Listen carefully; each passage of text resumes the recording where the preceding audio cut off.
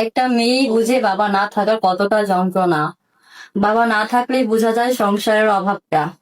এমনও দিন গিয়েছে যে পান্তা খেয়ে দিন পার করতে হয়েছে। আমার মায়ের কোনো সামর্থ্য নেই যে আমাকে যৌতুক দিয়ে বিয়ে দেওয়ার। কোনো ভাই যদি আমাকে যৌতুক ছাড়া বিয়ে করতে চায় তা আমার কোনো সমস্যা নেই। তার বয়সটা যেমনই হোক, তার ঘরে বউ বাচ্চা থাকলেও আমার কোনো সমস্যা নেই। আপু, আপনার নাম কি? আমার নাম হচ্ছে মিম। আপনার দেশের বাড়ি কোথায়? চাঁদপুর। আপনার বর্তমান বয়স কত? 22। আপনার ফ্যামিলিতে কে কে আছেন? মা আছে, ছোট ভাই আছে।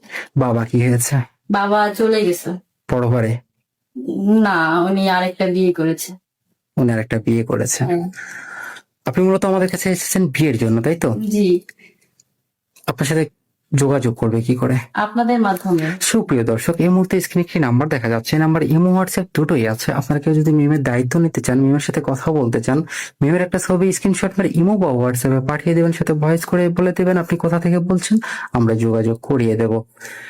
মিম, বাংলা পড়াশোনা করেছেন? জি। কত দূর? এসএসসি পর্যন্ত। কোরআন শরীফ পড়তে পারেন? হ্যাঁ, কোরআন শরীফ নামাজ সব পড়তে পারি। আচ্ছা মিম, ভালো থাকবেন। আসসালামু আলাইকুম। ওয়ালাইকুম